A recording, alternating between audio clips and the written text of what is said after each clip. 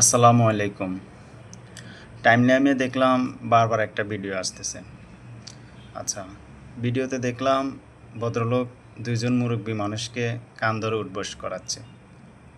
তো ভিডিওটা সম্ভবত আমাদের লক্ষ্মীপুরের। তাদের অপরাধ হচ্ছে তারা রোজা রাখেনি। এ কারণে তাদেরকে জনগণের সামনে কান ধরে উঠবোস করাচ্ছে। আচ্ছা, আমার কথা হচ্ছে তারা রোজা রাখেনি বা ইবাদত করতেছে না। এটা তাদের, আপনি বলার কে? আপনি কেন বলবেন? তারা রোজা রাখেনি। বলারও তো আপনার রাইট নেই। সে জায়গায় আপনি তাদেরকে জনসম্মুখে শাস্তি দিচ্ছেন। এটা আপনাকে কে অধিকার দিয়েছে? কোন ধর্মে পাইছেন এটা আপনি? আপনার ইসলাম কি আপনাকে এটা শিখিয়ে দিয়েছে যে ধর্ম নিয়ে বাড়াবাড়ি করো, জোর জবরদস্তি করো?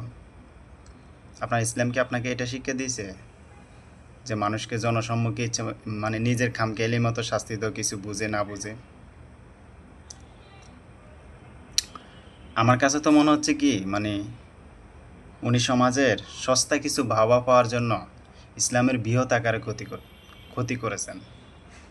তো যারা ইসলাম বুঝে, কোরআন হাদিস বুঝে, তাদের উচিত হবে কি, মানে ওনাকে এবার জনসম্মুখে আনে কান ধরে উঠবোস করানো, তাহলে যদি ওনার শাস্তি হয়।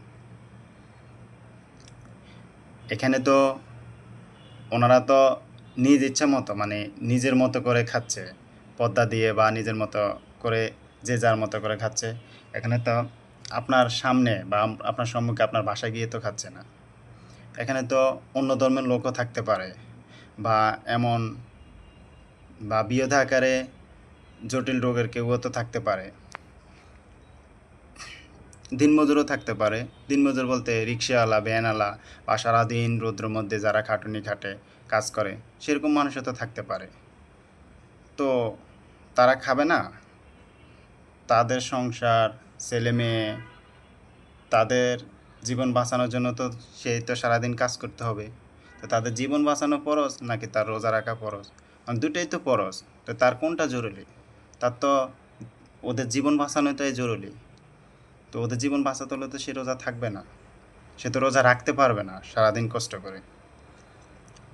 ধরুন বা মনে করুন, আজকে আমি একটা উদাহরণ দিই একদম বাস্তবসম্মত।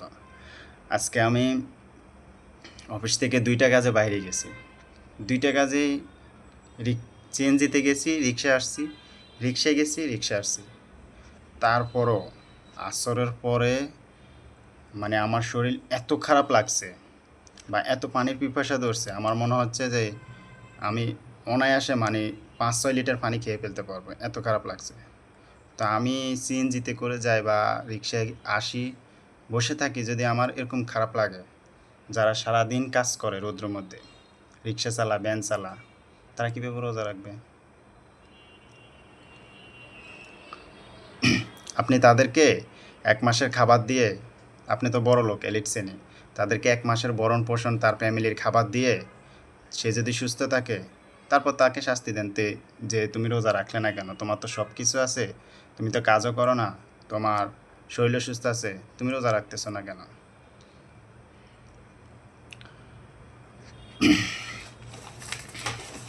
আর আমার কাছে মনে হয় যে আসলে ধর্ম নিয়ে এসব বাড়াবাড়ি না করে, বা